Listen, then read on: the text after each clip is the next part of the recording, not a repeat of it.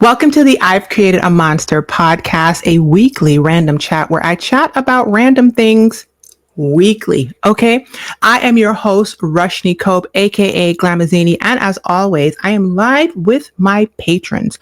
To be live in the chat when I am recording this podcast, become a supporting patron at patreon.com/Glamazini. Let's get right into it. I didn't know which headband to put on, so I just decided to go with giraffe because the topic that I'm talking about today might be picked up in red pill communities. And if I'm going to be dragged by a bunch of red pill men, I want to look my best. Next, as I told you guys, the podcast is now weekly and simple AF. That seems to be working out really well, lightly edited, thrown up on platforms, and I've even started generating one reel per old podcast and putting it on the @Monster created platform on TikTok. Account on TikTok that I've had sitting there forever, and I never put anything up because there was too many moving parts. I just put it there as a way to drive people to YouTube, okay? And I have almost 70 subscribers on this page, which is amazing, and which is growth, which means what I'm doing is working. I've been giving you guys personal updates about trying to get my money up, okay? It's going well. It's not where I want it to be, but it's not where it was, okay? My income has increased March to April, and now April to May. We are not at the end of the month. And so when I look at my numbers at the end of the month, which I always do, which at the beginning of the month, actually, I am pretty certain that I've made more money than I did in April. And in April, I definitely made more money than I did in March. So I am on the right track. I looked at the docket and I don't have any direct questions from my patrons, so I'm going to skip this section. However, if you want me to answer questions for you on this podcast weekly, become a patron at patreon.com/Glamazini. Also, I have been letting curiosity lead me, and not just my curiosity, but the curiosity of other people. Okay. Basically, whatever people ask me, I think to myself, interesting. Is there a way that I could add value to them and value could return to me in the form of monetization? Okay. So one of the things that people keep asking me about is social media stuff. Why, Roshini? Why would anybody be asking a woman with 69 followers on YouTube social media stuff? I'm glad you asked. Okay. I have over 170,000 plus followers across platforms. That's the answer to the question. Okay. I'm not new to this. I'm true to this. And Black, millennial, and Gen X women specifically have been asking me to pop the hood open on how I make my business run, how I make my social media run.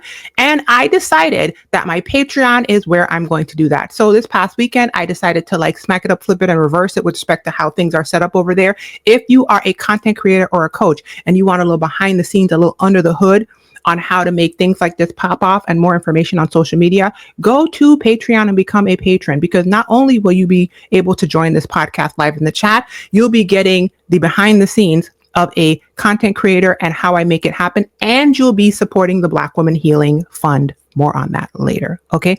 Next. Now to RIP. I want to cover two people very quickly, and I'm going to cover all the topics except the big one very quickly because I want to get to the big one, okay, that I put on the thumbnail and the title of this video because I think it's so fascinating and so interesting.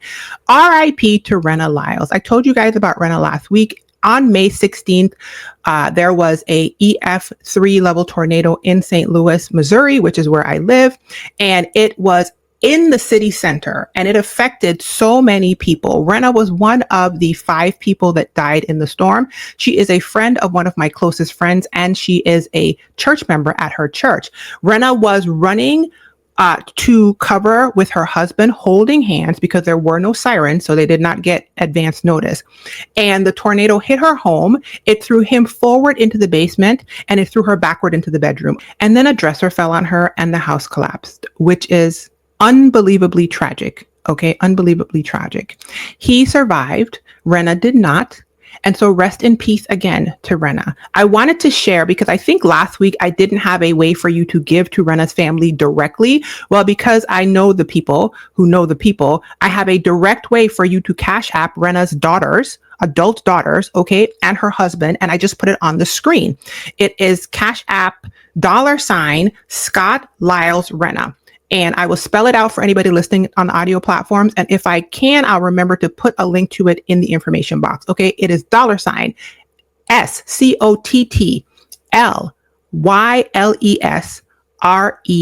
If you have it in your heart and you want to contribute directly to a victim's family from the devastating tornadoes in St. Louis, that is how you can do it.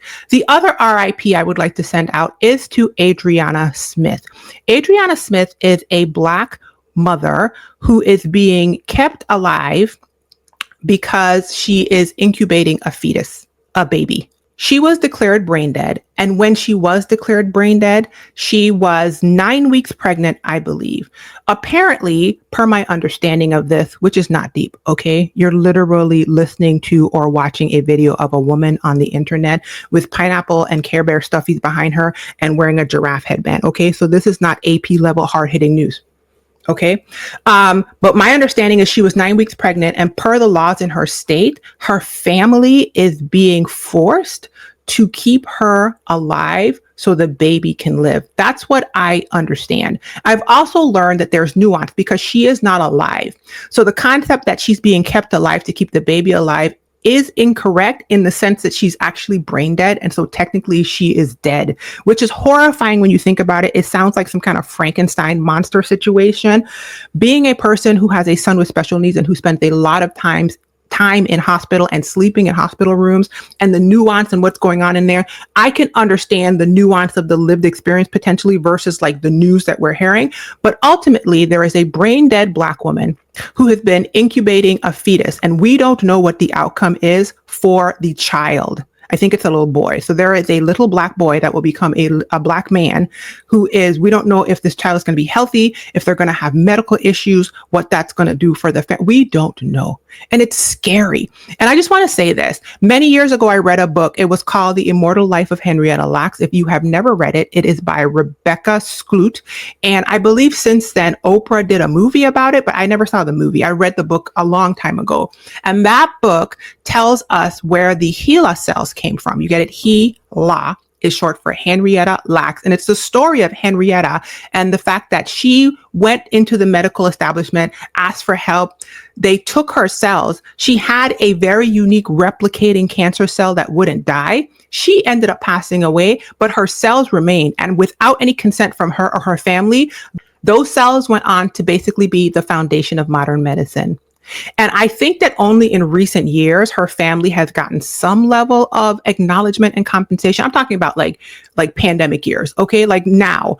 And so Adriana's story makes me think of Henrietta's story and how somehow Black women's bodies are always being experimented on for medical things. Okay. If you know the history of gynecology and the study and development of that particular specialty, you know that Black women were experimented on. Well, maybe you don't know, look it up. Okay.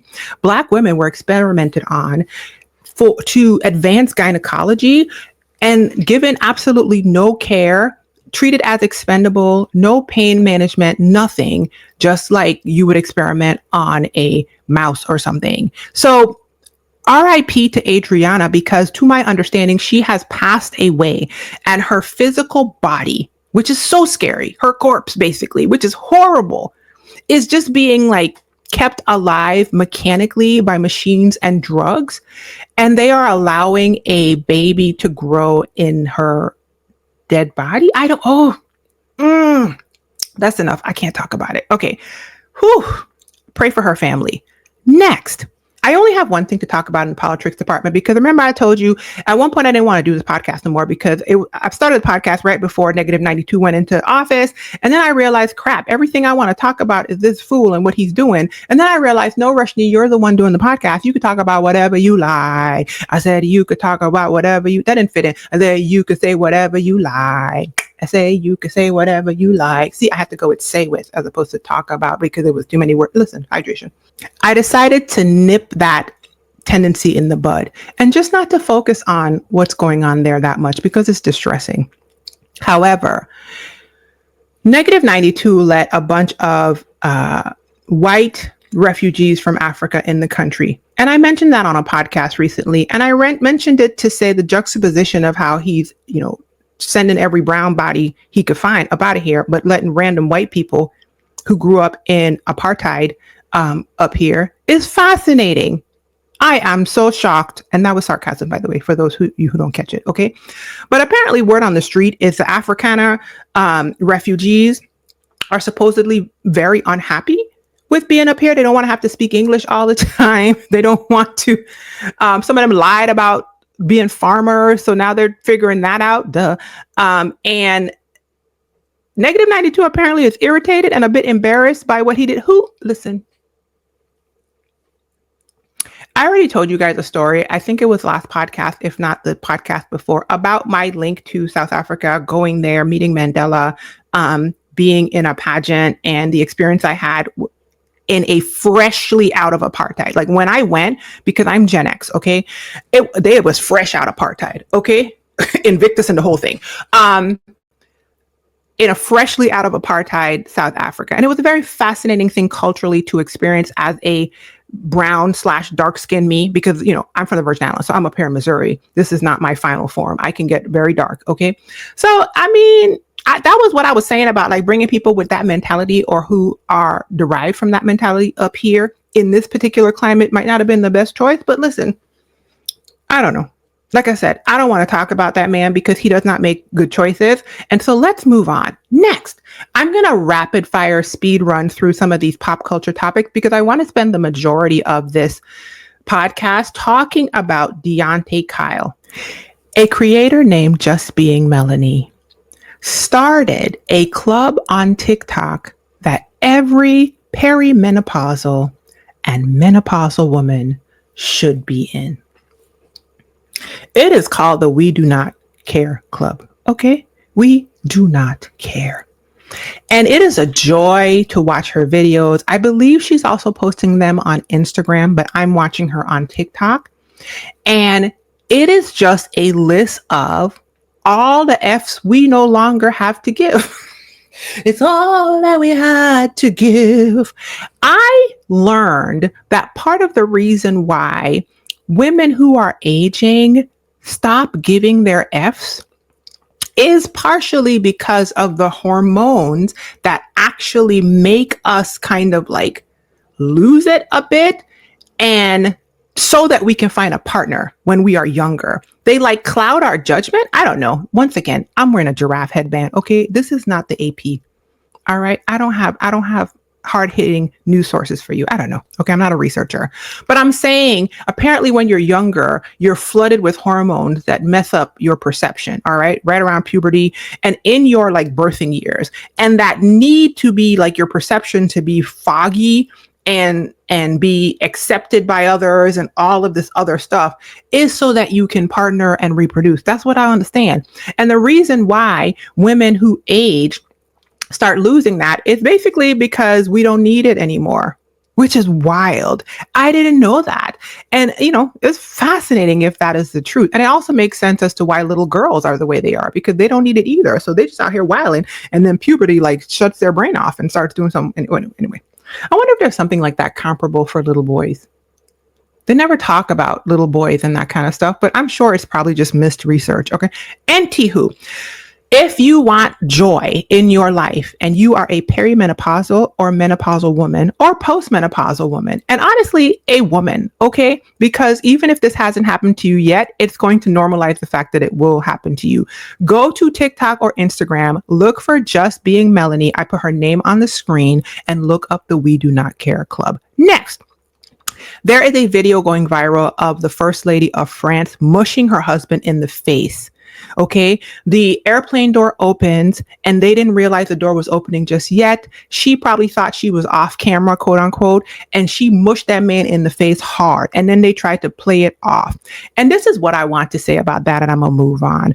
I do not condone violence in any way, shape, or form. My first thought was, what did he do? Sometimes you gotta mush him in the face. But I'm not saying that's right. But I'm just telling y'all, you know, this is where I talk about real thoughts, personal musings, my actual thoughts. Okay. This whole podcast is a lesson and a avenue for me to express what I'm actually thinking. So when I saw it, my first thought was, what did he do? Girl, why are you mushing that man in the face? And if I'm being honest, my second thought was the actual opposite, which is that man being abused? Should we be concerned? Okay, so there's complexity to me. There's there's levels, but also sometimes you have to mush somebody in the face. I'm not telling you to mush people in the face. I'm just saying she looked like that's what she does be doing. It did not look like the first mush she's ever mushed a man in the face. It looked like she's a musher. Next, okay. They are dragging Tabitha Brown up and down the internet once again over something she said about Target. If you missed it last year or maybe the beginning of this year, when the Target ban that I feel has turned into a Target breakup. I wonder if we going back. I don't know if we going back. We ain't going home, jump up. We ain't going home. Listen, that's very nuanced. Okay, that's a cultural reference. If anybody watches this and gets that, tell me in the comments and tell me what island you're from. Okay. When the Target ban began, Tabitha jumped on very early, and her take was, hey, you guys, remember that there are all of these Black businesses in that business, and we will be negatively affected. The consensus in the Black internet space was the opposite of what Tabitha had expressed, and people was like, F that, we boycotting. Okay. I remember putting a comment in Tabitha's original video saying, I got it, Tabitha. I think I still want to go get the mug. I keep bringing this up because I'm stuck on it. Okay. Stuck on you. And there's a feeling down deep in my soul and I just can't lose. I got to see it through. Okay. I might be on my way. Needed a friend. Okay. I'm going to stop. I'm stuck on this avocado mug that I did not get last December when we were not boycotting. When I went in, and if you're on YouTube, you can see I got this Care Bear that's on the floor that I'm pointing at, and this Ursula plushie during that trip. Okay. Was it a trip for my son to use his Christmas gift cards? And was I in there buying plushies? Yes. Okay. Worry about your dental work. I also had Tabitha's mug in my hand and said, I'm going to come back. But by the time I realized I want to come back, boycott had hit and I did not get the mug. What I need to do is just find a way to get the mug so I could shut up about it. But anyway, back to what Tabitha said last week. I was like, why are people dragging Tabitha? Because I don't know. So I went and checked what Tabitha said. And basically what Tabitha said was, hey, you guys, I know we're boycotting, but remember, there are a bunch of Black people who were relying on their releases of books in Target to hit their numbers and to hit like the bestseller list. And that really matters in the publishing space. So if you are still saying that you check in for Black people, go buy these people's books elsewhere. Because the drop in the Target sales is negatively affecting. Girl, okay, back to the hydration. I am having great difficulty today speaking words. I just took my Black Girl vitamins off camera with my patrons because those have been miraculously, the D3 gummies, those have been really like kicking my brain on. I have an affiliate link, okay? If you want to get 20% off, I reached out to them when I realized them things was actually working. Put Glamazini in the thing and get 20% off. And I have an affiliate link, but which I'll put in the places where the links are. I had to do that because the brain hasn't been working. Okay, but let's get through this. Focus. So Tabitha was like, if you're really checking for Black people, like you say you checking for them, make sure you go buy their books. And people still went to dragging her. Now, I don't know what they were dragging her about. That sounds reasonable to me. It was not the take she had before, which is go in Target and kowtow to the people. It was still support Black people. Okay. And I don't know. People were just upset. You know, one thing I noticed about the Tabitha thing is when you get to a certain level, people are ready to drag you. I think I put a video up about that one time. I see so many different comment sections. People are like, I never followed her. Something was off with it. And I'm just like, it makes me think about what I said about Jackie Aina when that whole thing with the Super 5 was going on with her. And I was like, I think that when people shift a person from person on your level, like you see them as a peer, and then they go above you in some way, whatever way you think that is, whether it's platform size, whether it's finances, whether it's reach, whatever you believe, they have left you and they've gone above you in some hierarchy that you exist in.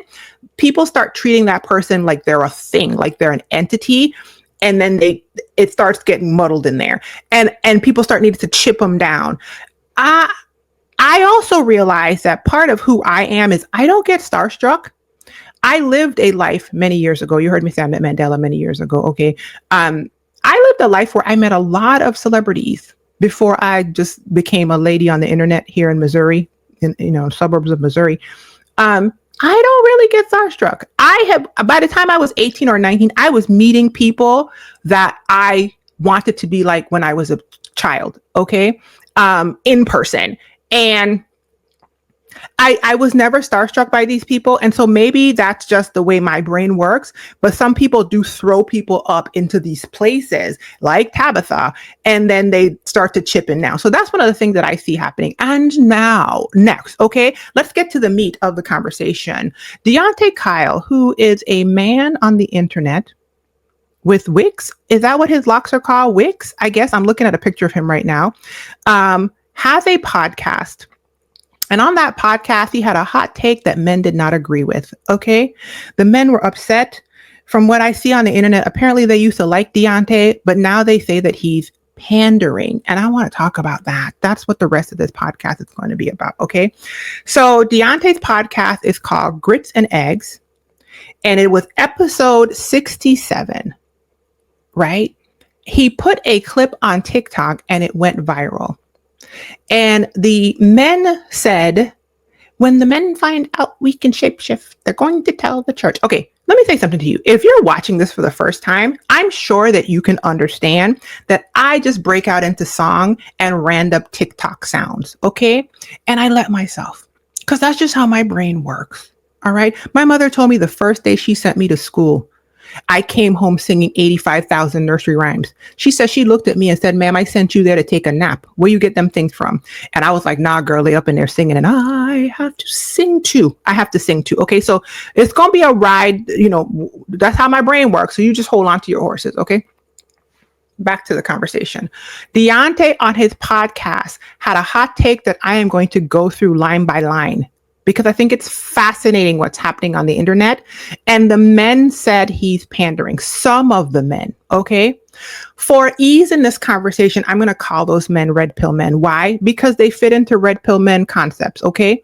If you don't know what the manosphere is and red pill men stuff, then just look it up, okay? I'm not going to go deeply into that, but it is a phenomenon made most popular, to my understanding, by Kevin Samuels, okay, who was a popular content creator who was speaking about these types of topics.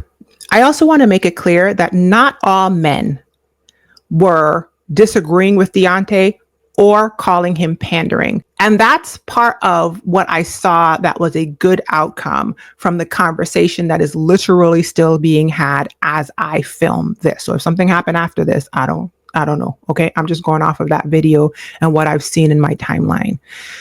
So the first thing I did to start our conversation about Deante Kyle, who I know nothing about. Okay. I've seen clips go through my timeline of him, but none of them have ever stopped me until this one. Am I following Deante? No, I'm not. This clip, even though I liked the post, it did not make me follow him. And I'm sure based off of what Deante said and his apparent ability to have complex thinking skills, he can understand why, because I don't spend a lot of time listening to men on microphones anymore. Okay. It's a lot of amplification of unhealed thoughts. So even though he sounded healed-ish, I need more from him before I trust him enough to give him a follow. And that's just how I roll. Okay. That's how I roll. Okay. It keeps me safe. And Deante sounds like a man who can understand that. Okay. So to keep things as neutral as I could, I went to AI and I asked AI to give me a definition of what red pill men mean by pandering. That's what I put into AI. Okay.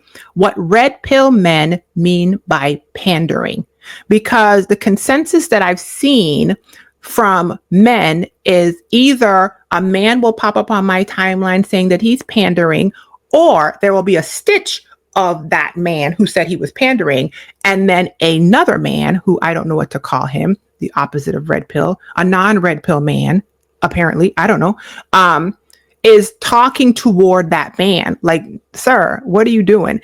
And listen, that's an inside conversation. That's black men having conversations with black men. I think I even said in one of the black men's comments, I love to see you guys talking to each other. Keep healing, because this is what needs to happen. Okay.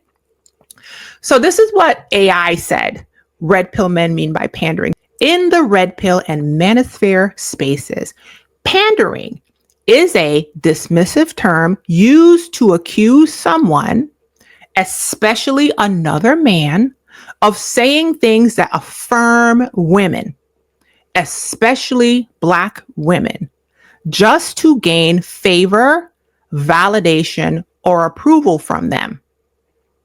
Often with the implication that the praise is inauthentic or done to manipulate. That's what AI says. Okay? It continued on. In their worldview, whose worldview, Roshini? Red pill men. Okay? Men that have this take. If you have this take and you don't categorize yourself as a red pill man, maybe you should rethink that, because it's sounding real red pill, right? Like, if you have the exact same takes as a community, then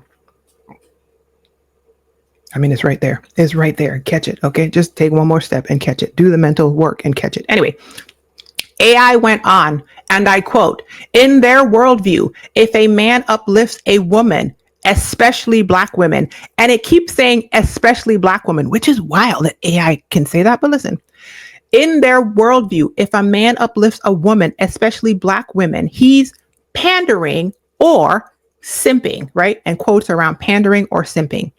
If he critiques a woman, he's being truthful or red-pilled, right? So that's some context for the word pandering.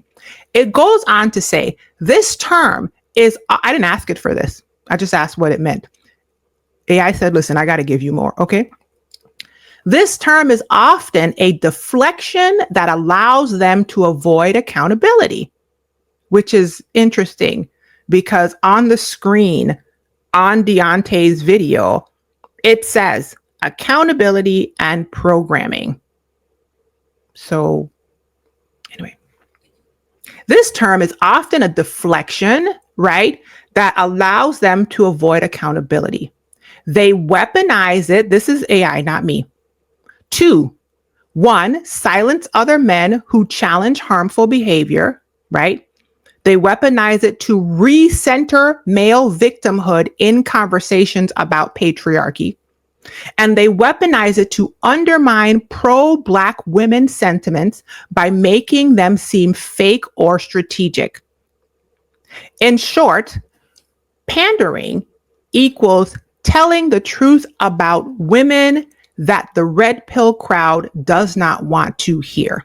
That's what AI told me red pill and manosphere men mean when they say the word pandering. It's an encapsulation of what they're trying to get across, which is exactly what I thought it meant. I just thought that having this neutral AI spit out what it meant would be a helpful starting point in the conversation.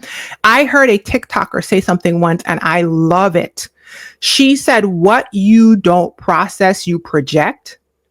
And I think that that goes perfectly with the part of the AI definition that says this term is often a deflection that allows them to avoid accountability. Yes. So if you don't want to be accountable and you don't want to, or you don't have the capacity to, or the desire to process something that is challenging and difficult, it is very common to choose to deflect it onto other people.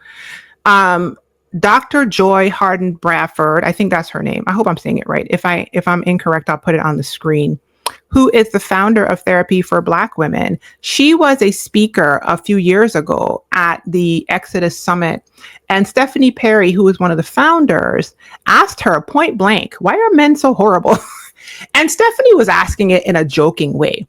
But Dr. Joy answered in a very real way. And she said, it's because women are doing the work and men aren't, right? Women are doing the mental health and growth, the growth work to be able to heal and process and metabolize. They're progressive. They're going forward, right? And men are choosing in mass to regress and to not, to kind of double down and buckle down on harmful systems and concepts in hopes that they will work. And if I'm being honest, let me jump out and jump back into Deante. That is just indicative of what happens when people either don't have the desire or the capacity to do heavy lifting and growth work. Okay, on my other platforms, I'm a certified life coach. I help Black and West Indian women heal. Part of healing is going through discomfort and feeling discomfort and being able to metabolize, process it, and use that information. And if you are in any hierarchical system, there will be discomfort when you encounter your privilege, period. And that's one of the things Deante brought up.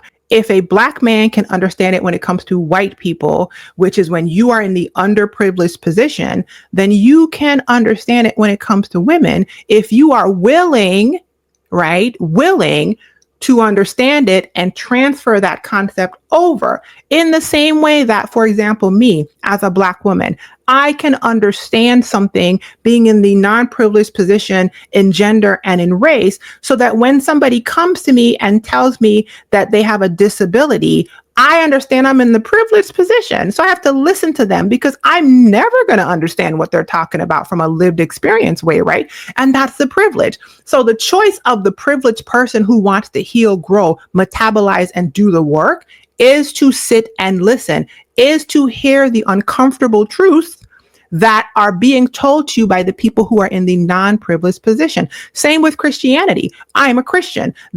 Christianity is the privileged position in America. So when non-Christian people talk, if I want to be a better human, I listen.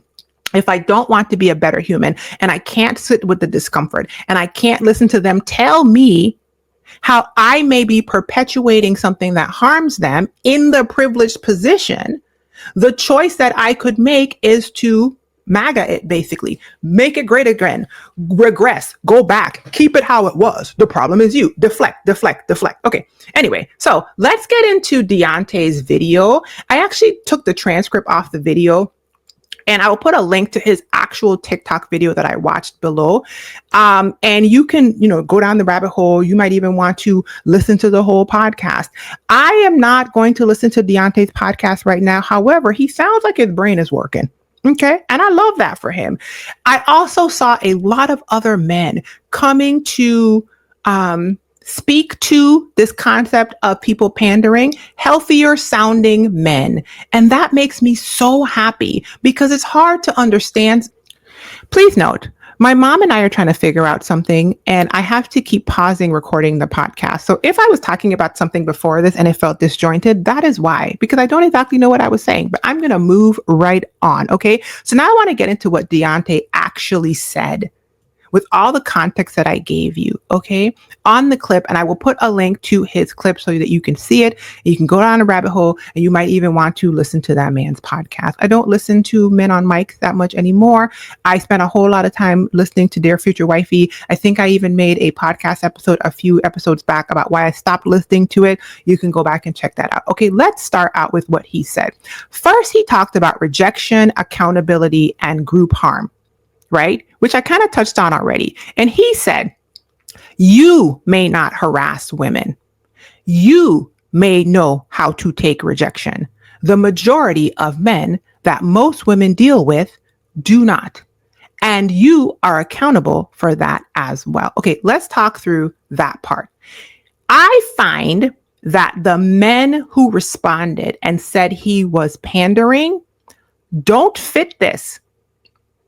The videos they put up show that they do not know how to, quote unquote, take rejection, and they do not know how to sit in discomfort, process it, and metabolize it. They either don't want to, like I said, or they don't have the capacity to. They have not reached out and gotten the tools to do it. Like Dr. Joy said, they're not willing to do the work because it's easier to just not feel a thing. In the same way that we often, as Black people, will tell white people to sit in the discomfort of hearing the harm that is caused by whiteness. If you have a man who cranks up his phone and makes a video about pandering, that man is showing you out the gate. He is not willing to sit with the discomfort of patriarchy. Because if somebody says something to him, his first thing to do is deflect it, like the AI said, or project it, like the TikToker said, right? So that is not a healing whole man. That's not a man in therapy. That is not a thinking thinker man, okay? That is a man who is wallowing in a hierarchical structure, hoping that if he plays his cards right, he will be able to get a taste of some of the power that is promised to him, right? That's what I see there. And then he went on to say, and you are accountable for that as well. Now that tripped up several people whose videos I saw stitched. One of which was like, I don't make women feel bad. As long as the women in my life feel good, which, And also they said, if women, I watched this man say this and I was like, what is happening in 2025, you guys? But anyway, focus. This man said that if women want to feel safe, they can just remove themselves from the situation. So let's just talk about that. Okay. One, the idea that the women around you feel safe is a delusion, because the way that you're talking, the women around you don't feel safe and you are just unaware of it. That's what I would say to that. There are men in my life right now that I have distanced myself from because of things that they have said and or posted on the internet that made me feel unsafe. Do I walk around telling these people that they make me feel unsafe? No, because they're unsafe, right? So there's like a self-centeredness. There's like a lack of awareness to comprehend that the women who feel unsafe around you are probably not going to say they're unsafe around you because you're unsafe, and that's going to make them feel even less safe. Because when somebody offers you a discomfort feeling, you pounce, as evidenced by your video, okay? There was one man I saw who sounded like he was talking right, and he said the same thing. He was like, if you are a man, you've made a woman feel unsafe, period. Just like if you're white, you've made a Black person feel unsafe, period. Okay? And if you're able-bodied, you've probably made a disabled person feel unsafe, or maybe unseen or unconsidered, period. And if you're a Christian, you've probably made somebody who's not a Christian feel unsafe. It's just part of the privilege of a hierarchical system. And when you understand that, you just move through the world differently. You don't make a bunch of these assumptions rooted in delusion and choice to be unaware, which is part of what we're seeing in our country right now, right? All of these regressive thinker people running back to what they thought was good. Whatever happened to predictability? What do you mean whatever happened to predictability? You don't have the complex thinking skills to go beyond the predictable, to evolve, grow, and change? Anyway. We see a bunch of people doing that. It's like a regressive way of thinking that let's go back to how it was. What are you talking about? I'm not doing anything. And it just shows a lack of self-awareness. A lot of men were, let me go back. And then he said, if women want to be safe, they can just leave the situation. Are you kidding me? There's a version of me that doesn't even want to address that because it seems so simplistic, and I am almost 50 and I don't have time for simplistic things anymore. As I've shared before, I spent a lot of my life having conversations with people that think this way, and that's why I can have this conversation. And I also have chosen to move forward in my life and spend as little time as possible talking to people like this because they are committed to regressing, and I don't want it. But because this topic I'm talking about here, I do want to say this. Spaces should be safe for all people. That's like saying if a disabled person doesn't feel accounted for in this event, scenario, whatever, or if they feel forgotten about or even offended, they can just remove themselves from the situation. What are you talking about? But as a Black man, if a white man tells you that racism isn't happening and you need to go back to Africa, you don't see how that's the same thing? And if you don't, what can I do to help your brain cognate? Is that a word? How can I help your thinker think if you don't see the equitable thing between those two things? How can I help your thinker think if you don't see that those two thoughts are the same thought? One is in the space of men and women, and the other one is in the space of race. How? How can you not see that? Anyway, the part that really tripped up a lot of men was him saying, and you are accountable for that as well. And that part is very indicative of the individualism that underpins westernized social thinking. The pull up by the bootstraps, we all have the exact same opportunities, no matter what. It's a clear runway for every single one of us. It's all the same. So I get what I get, you get what you get, and it's all even, and you have nothing to do with me, and I have nothing to do with you. And listen, I get that in some way that is a healthy way to do it, but I don't believe that the concept of American individualism taken to the extreme, that privileged people will take it to deflect, right? Financially privileged people will be like, what's the problem? And white people will be like, what's the problem? Okay. And men will be like, what's the problem? That's you, by the way. If you're watching this, that's you. And I didn't do anything. And, you know, we all have the same runway, right? And able-bodied people are like, what's the problem? And right. And Christian people, what's the problem? Like, the idea that group harm cannot happen, does not exist, is how group harm happens and exists. And that's why I'm really happy to see the in-group, which is Black men having conversations with other Black men about this, because the rise of the red pill manosphere people, I believe, is directly correlated to what people are calling the male loneliness epidemic. And I understand the neutrality of that term, but I do believe that the male loneliness epidemic is indicative of what Dr. Joy said. They are lonely because they lack skills to operate in healthier relationship dynamics, because what was necessary back in the day to be in relationship with a person who was tantamount to basically being your property didn't have to choose you, just had to have you, because the world was not set up for her favor, right? You didn't have to come with nothing.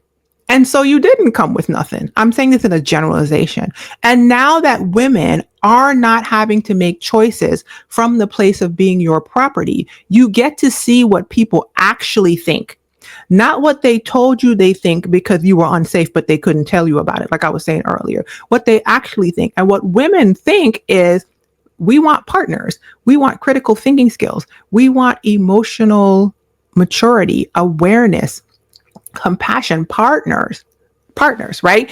And that has to be really hard. And so when somebody says that you are accountable for the harm of the group, that can feel really uncomfortable. That is a discomfort that we ask all privileged people to sit in, so that with the intention of learning, you can become a person that processes, right? A person that metabolizes, a person that holds people in your in-group accountable, a person that's capable of having deep and complex conversations that are necessary to heal and move us forward as a people, to raise the consciousness, to raise the way that we all show up. So the choice is to raise higher or to stay and go backwards. And a lot of people are sticking and going backward. And that sticking point of the accountability of the group is real hard for people who are betting on that individualism to get them their prizes in the patriarchal hierarchy. They don't want to give up that concept because they're like, but I'm going to get it. Okay. The second thing Deante said is all about like recognizing the pattern of individual evaluation, because he was talking about that in the "you are accountable as well" point. Okay. And he said, because I don't got time to figure out which white people are nice, which white people are racist, and da da da da. I have to go on the actions of the group. The group as a whole and the history of that group as a whole tells me that they are a danger to me and that they are not to be trusted. Okay, that makes 1,000% sense to me. I don't have time to figure out if every single bear is safe. I just have to assume that in general, bears act this way, and to keep myself safe and to react quickly and appropriately. If you are a bear, you got to show me that you're safe. I assume you're unsafe out the gate, and that's how I keep myself safe. Okay, it's like this to me. In this day and age that we're in May of 2025 when I'm recording this. If I follow a white creator and they have not expressly said that they did not vote for -92, I assume that they did. And I might have already unfollowed them, or I don't even look at their content that much. Okay. Because anybody who knows the environment that we're in knows that you have to make it real obvious and plain where you stand. You got to be a little loud about it. Okay. The people who aren't being loud about it, I'm not saying that this is true. I'm saying this is how I perceive it to stay safe. Okay. They either they voted for him based off of the demographics of the voting. They actually voted for him and they don't want the consequences thereof. So they're not talking about it because they feel like it's going to ruin their brand because they know what they voted for, or something else is going on and I don't care. Either way, both choices are unsafe choices. Same with men, right? I have said many years before these conversations were live out here on the internet and we all had similar vocabulary to be able to communicate. I had vocabulary about these very same things on my own end. And I used to always say that to people in my life, that women are raised to understand that men are their predators. And in a weird way, which is kind of sad when I think about it now, but I'm older now, so I get it. I thought that was normal. And I just used to say it kind of nonchalantly. And I used to just point out all the facts of like, when you grow up, you learn that the person that's coming to get you is a man and he is dangerous. And you have to like do all of this stuff to manage how you speak, how you talk, what you dress, where you are, when you're there, blah, blah, blah, blah, blah, blah, because they are out to get you. Now, that sentiment is very clear on the internet right now. People are always talking about how men are women's first apex predator. Like if you look at it in like the natural form of things. And you know, there's always this joke of like, if men aren't here, who's going to protect you women? And then the woman's response is, protect me from who? Like the protection is from y'all, right? So the idea that the group as a whole is indicative of whether they're safe or not, until that group shows themselves to feel safe, it is the best choice to just say if you are actually a safe person, you will tell me. I think another way to look at this is why oftentimes people who are in other races will tell you that when they are in trouble, they go to a Black woman. Why? Because the group as a whole feels safe. And so I have seen white people, Indian people, Latino, I have seen so many people on the internet say that when they were children, their parents told them that if anything ever happened to them, look for a Black woman. Why is that? It's the opposite of the feeling that Deontay was trying to say, which is if this whole group entirely generally feels safe, go look for them. They will help you. Now, whether or not that's our job to be building everything and taking care of everybody on their back, that's a whole nother conversation. I'm not having that conversation, but I'm just saying, if the group feels safe, people run to it. If the group feels unsafe in general, the indicators tell me unsafe, I gotta go, and you tell me you're safe. That was tripping people up all kinds of ways. Now, there was more depth to it, and people were talking about, you know, proximity to whiteness, patriarchy, and structures. Yes, I get all that, but that's not where I am. I just wanted to say my 2 cents here. Deontay went on to say, if you can understand that as a Black man, and your stand toward white people, then you should absolutely be able to understand women's stance toward you. Correct. I 1,000% agree with that. And that goes into what I was talking about being willing and or capable of processing a thing, because there's a difference between intention versus capacity. And this was something that revolutionized my life when I understood that people either don't want to or they can't. They don't want to or they can't. Okay. So in this space, Deontay is saying, listen, if you can understand that when it comes to white people, you got to just transfer that thought right over. And they feel the same way about us that we do about white people.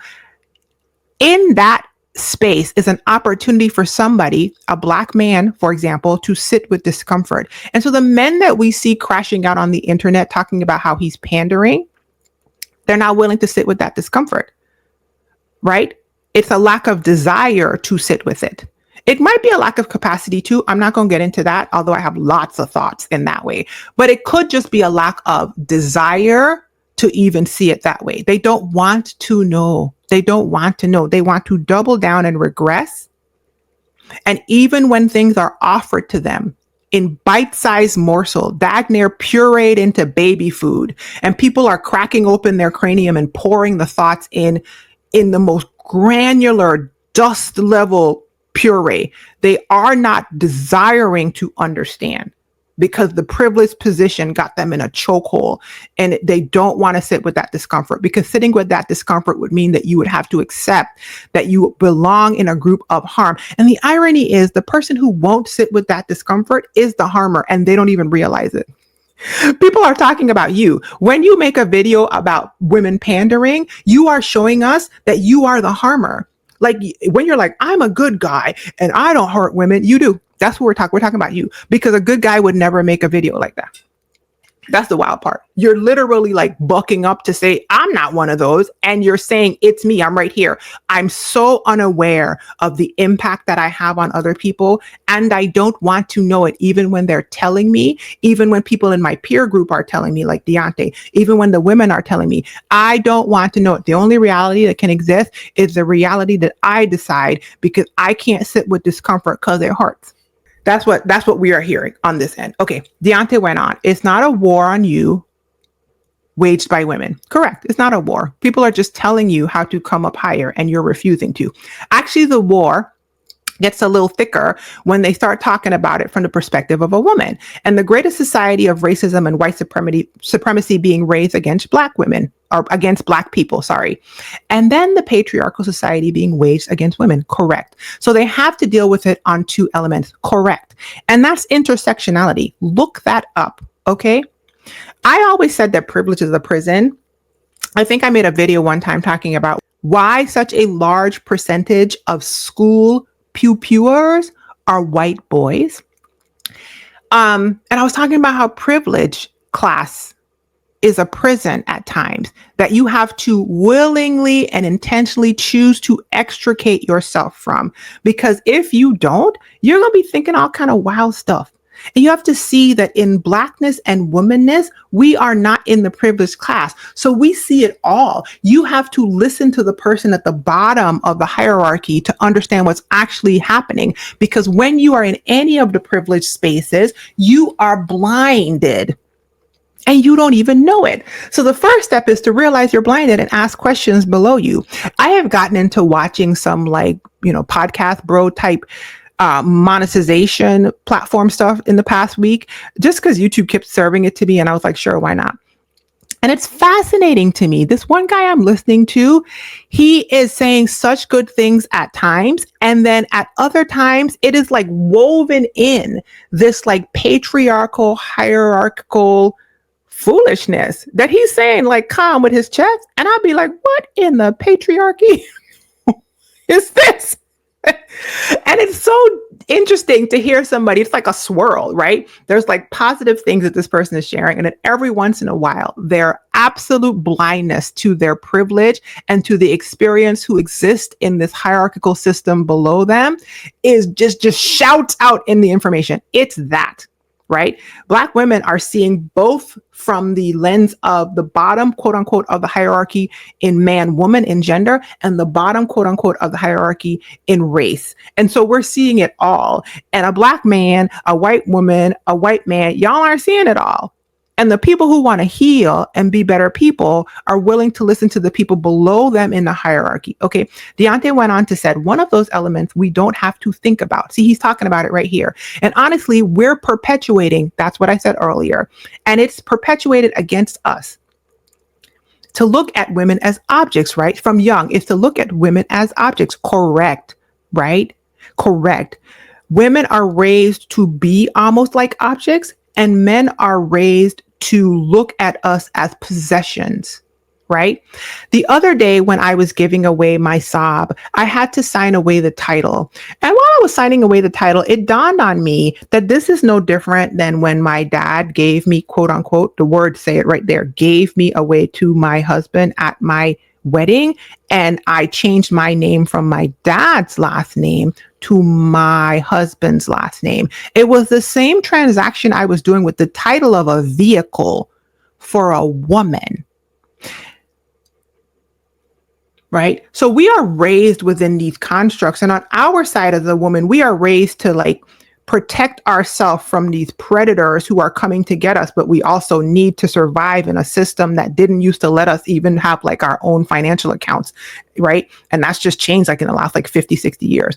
And men have to realize that they were literally grown and rooted to see us as a thing that they need to acquire, and that some people have extreme entitlement to, which makes it even more unsafe, and which is why you see people crashing out in manifest spaces when they realize that the entitlement is not how you get a woman who actually gets to choose you. She isn't forced to choose you like grandparents used to, great grandmothers and all these people that you put us up against. Them women didn't have a choice.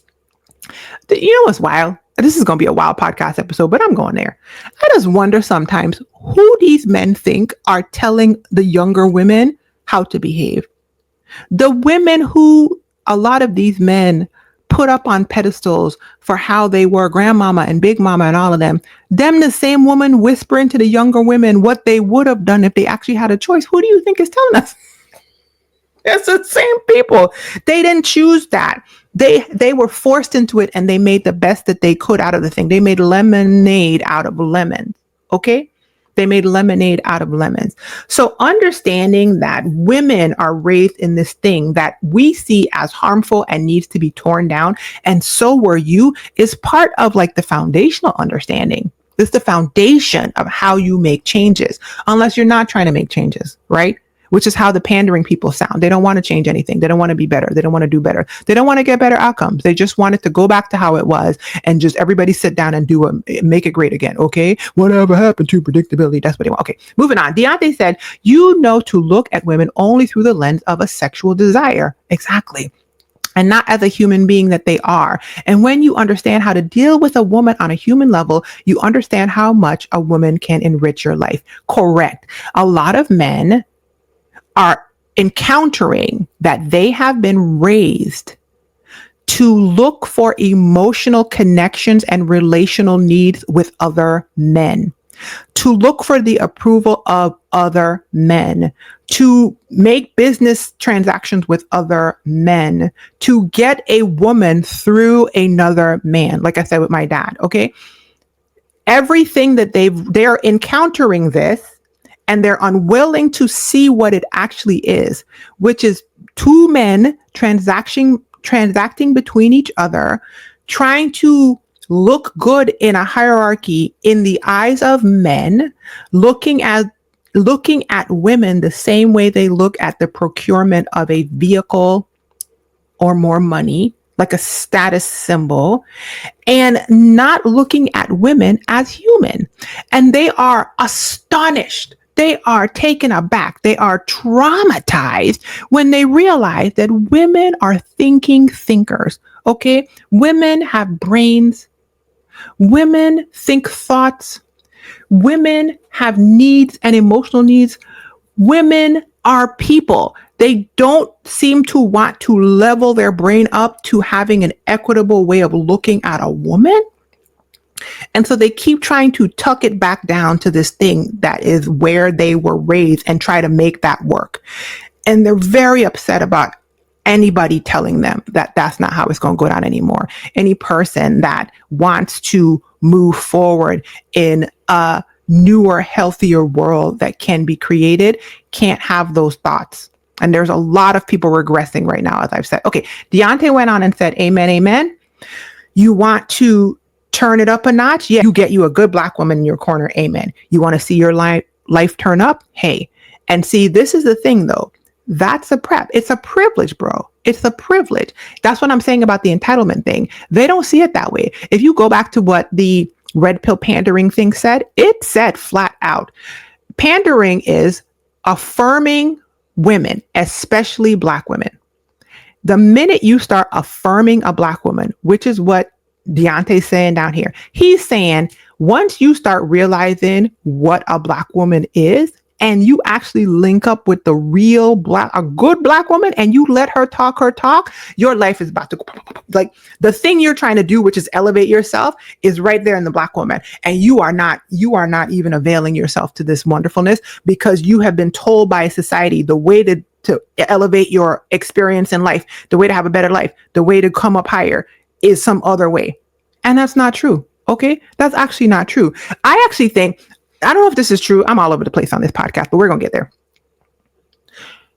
Once again, I don't have sources for this. I've seen it. So I could be very well incorrect, but I've seen people show that in the data, when you see a Black woman and a Black man married, or you see a white woman and a Black man married, or you see let's see, where am I? Black woman and a white man married. You see a white woman and a white man married, right? When you see those couplings, the one that does the best in most categories, as in like satisfaction, finances, the one that, like all of it, like all of these categories that they've measured, the combination that does the best is Black woman and white man.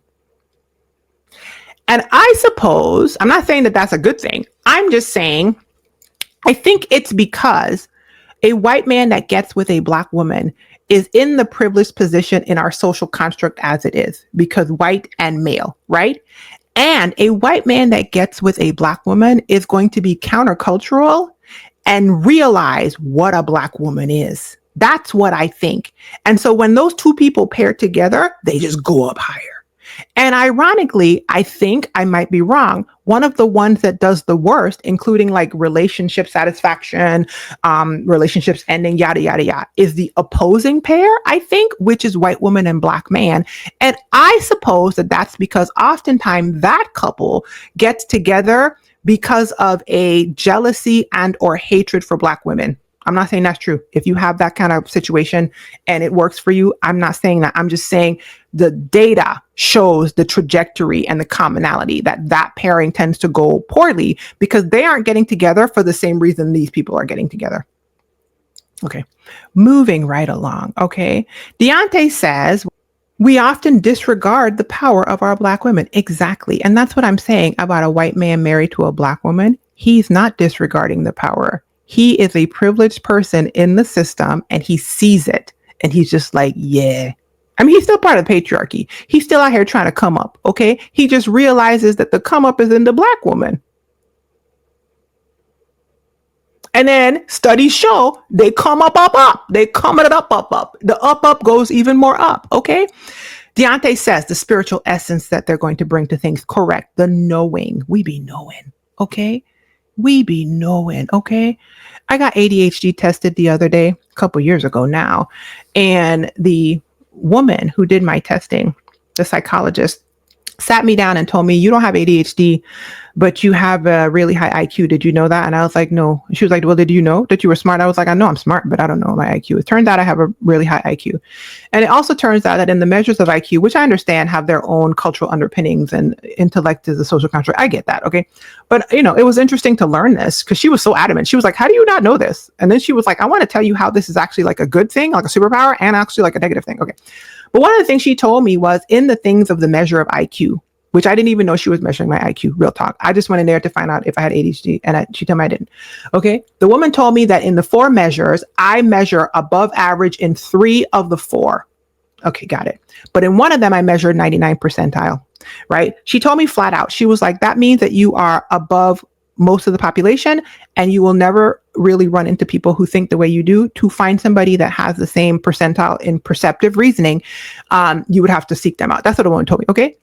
The spiritual essence that they're going to bring to things, the knowing. That was one of the things that the psychologist told me. She was like, one of your struggles in life is you be knowing and people don't be listening to you. She was like, but you be knowing. And I was like, I be knowing. And when I tell you that thing freed me up, but there's a knowing on us. And I'm not saying that all Black women have 99% perceptive reason. I'm saying this one does. Okay.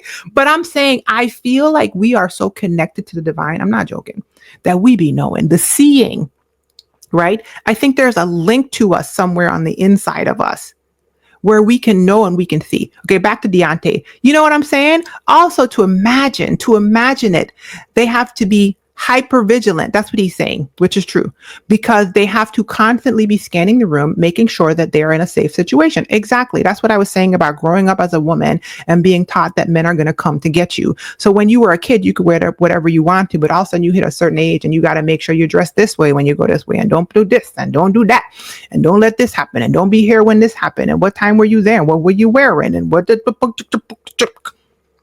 it produces a hypervigilance that should be understood by a Black man who also has to have that hypervigilance around white people.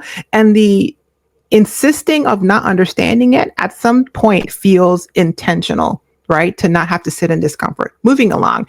He says, you know what I'm saying? When we think about these kids who were clearly in Louisiana having the time of their effing life because they graduated, we think about white people's reaction to Black joy. Oh, it is. It's not about civility. It's not about the current. Something's wrong with that part of the transcript. They don't like to see us happy. That's what it is. Exactly. And I think that the men who are calling things pandering don't like to see Black women affirmed. They don't like to see women affirmed. They got issues. They got women issues, right? For all of the things. It might be their trauma response to a woman in their past, their mother or somebody. I don't know that to be true. They need to go to a therapist, like Dr. Joy says, and work that out so that they're not bleeding all over everybody and their pain hasn't become their personality, right? Or maybe it's just adherence to patriarchal structures in hope that at some point they're going to catch the prizes promised by the patriarchy, right? If you want a resource, go read Bell Hooks. I think it wasn't all about love. What's the one that I read about the men? Let me see. If the men find out we can shapeshift, which book was it? The Will to Change. Good. If you are a man that wants to learn, read The Will to Change, Men, Masculinity, and Love by Bell Hooks. That's what Bell was talking about, right? That's what she was talking about. And then to wrap up what Deante said. Now, how often are women just having a good time and here come a nigga trying to ruin their fun? Exactly. Because a man thinks that they are entitled to the woman because they think that the woman is doing whatever she's doing to try to woo him. They're taught that it's a thing, right? She's not a person. It's a thing. And of course, that thing is doing something for me because I'm the center of her reality. So when she does it, I come over and I try to procure the thing. The idea that a woman is just living as a totally autonomous and equitable human being is lost on people that make videos about pandering. The minute I hear a man say pandering, I'm just like, okay, low-hanging fruit, no therapy, make America great, whatever happened to predictability, refuses to sit in discomfort, thinks that he's a better person than he is, actually who we're talking about, but won't pay attention to people telling them, which makes you unsafe because ain't nothing worse than an unaware human being breaking everything around them. Probably have a strong victim mentality. I think the AI said that. Let's get up here. Recenter male victimhood in conversations about patriarchy. Yeah. Persist in centering male victimhood. They don't see themselves as the hero in their storyline, their narrative story. They don't see themselves as capable of evolving. They probably have a low self-concept, right? They don't even see themselves as the healer in the story. They always position themselves as the victim in every story. And when somebody affirms a Black woman, instead of sitting with the discomfort that makes them feel and asking themselves why they feel it so they can grow, they recenter their victim story. That's what I hear when I hear somebody saying that. Let's wrap up what Deante said. Let's just be honest. You can call it pandering, but if I was up here capping for white women, or caping, I guess that's caping for white women, you wouldn't even mention that word. I don't know, because I'm not in these environments. Okay, if I'm being honest, I don't even make videos like this usually because I don't want my milkshake to bring the boys to the yard, because the boys who come in are low-hanging fruit thinkers, okay? And if I'm being honest, I have enough of that happening in my real life and I'm fending them off, okay? It's foolishness in the foot. Let me tell you, in the camp, when you are in Christian religious spaces, you have to really do something to not be like assimilated into the groupthink blob of low-hanging fruit thinking. right? That's why I told you guys, that's why I stopped listening to Dear Future Wifey, because old girl over there talking about God graced me to what? Girl, you were abused. My thought was, and therefore I have enough of that in my real life because I'm extricating myself from spaces like that in my real life with men who at times say things just as unsafe. And I've always been like, what the hell? What the hell, Deante? What the hell, Bakery? What the hell, Barton? Okay. And now as I've gotten older and I'm breathing on 50's neck, I realize not only what the hell, but also Roshini, if it's unsafe, remove yourself from it and find safety. You deserve safety, which is something that you have to unlearn and deprogram. Okay. Last thing Deante said, only when we take pride and show love to Black women do you call it pandering. Get your mother effing mind right. Okay. Now that wasn't exactly the kindest way to end it, Deante, but if by on the off chance Deante happens to see this video, listen, good on you, because I'm not going to lie, living in my real life, not even out here on the internet where I be out here playing around. Okay. In my real life, realizing that some of these things were not basic concepts that all human beings understood was the most disorienting and confusing thing for me to land on. I had this very faulty thought that there were just basic human things that we were all in agreement on at this point. And one of the disorientations of my life is learning. No, there are still white people that see me as less than. There are still men that see me as property. And if I said to you, do you see me as property? He's going to say he doesn't. But then everything about the way he speaks to me, the way he addresses me, the way he treats me, everything in his actions are going to show that he has not done the work to understand that what he's doing is treating me like property. And when I say, hey, you treat me like property, he gonna buck up and act like a crazy person and then ask me why I'm running from him, tell me that he's the victim in the story and go about his business to try to go back to how it used to be great back in the day. So if Deante, if you're watching this, knowing that there are men out there that don't think that is refreshing. I also love the fact that even though your video kind of kicked up the dust on all these pandering videos that I don't want to expose myself to, because who wants to be breathing in smoke? Okay. That's a death to emotion. That's like breathing in poison. Emotionally immature people constantly pumping information into your brain. Who wants it? I'm too old. I'm almost 50. That's for youthful brains that are still trying to figure it out. That sounded a little, okay. I'm serious. I don't want to be exposed to that kind of stuff. So I hate the fact that I've been seeing it in my timeline, and I'm trying not to interact with those. But what I love, and I'm going to close on this, is the fact that there are healing minded, higher thinking men fighting the F back.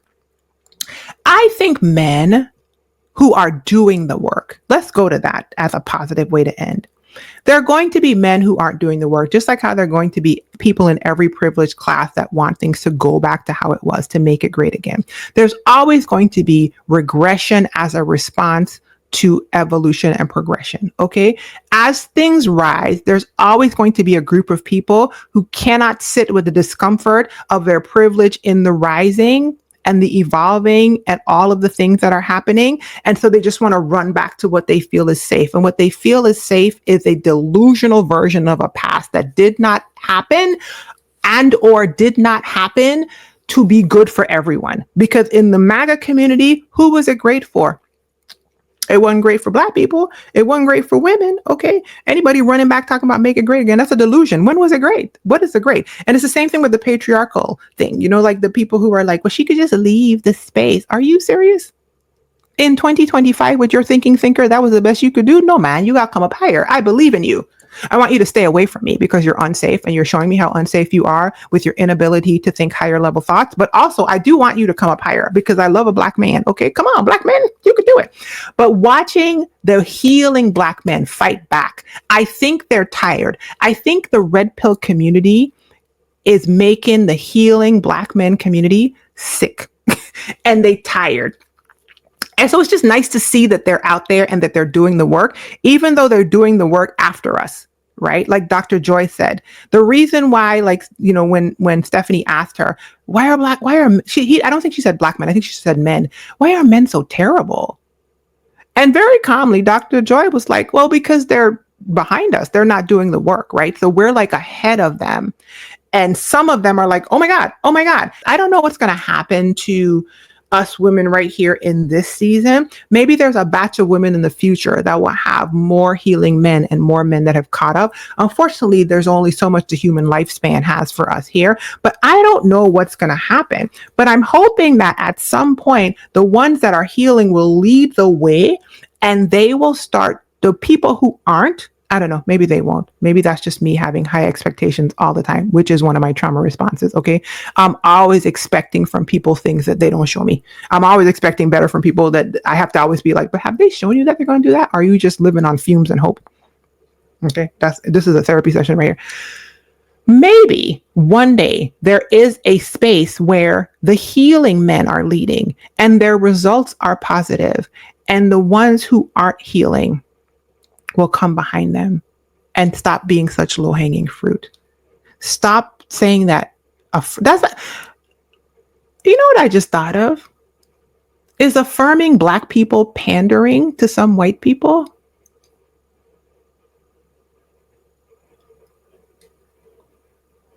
If saying affirming thoughts about a Black woman is pandering because you need something to fit in your victim narrative when you are actually the perpetrator, then that means that there's never space for the affirmation of a Black woman in your construct. And you're okay with that. And yet you call yourself safe for the women around you when obviously you're not, because you can't affirm a Black woman. So how are the women around you safe? They're unsafe because they have a man who thinks like you. And they're probably afraid to tell you that.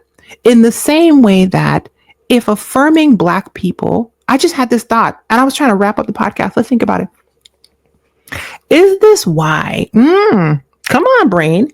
Is this why when people say like Black History Month and Black anything, people are like, well, wait a minute, White History Month, women. Yes, that must be pandering.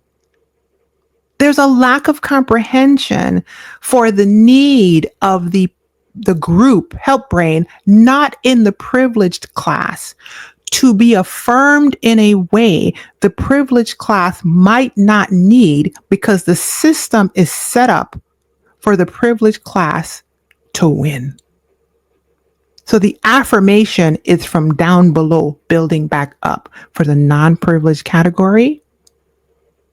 That might be what's happening. Anyway, that wasn't a fully formed thought, as you could hear as we end the podcast. This podcast was sponsored by patreon.com/Glamazzini and the Black Women Healing Fund, a fund providing financial support for Black and West Indian women on a healing journey.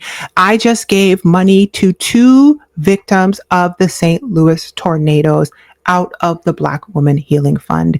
If you would like to support the Black Women Healing Fund, as well as get a behind the scenes on how I am a content creator and how I run my business, become a supporting patron at patreon.com/Glamazzini. And don't forget to show up, to speak up, to F something up, and create your own monster. Bye, y'all.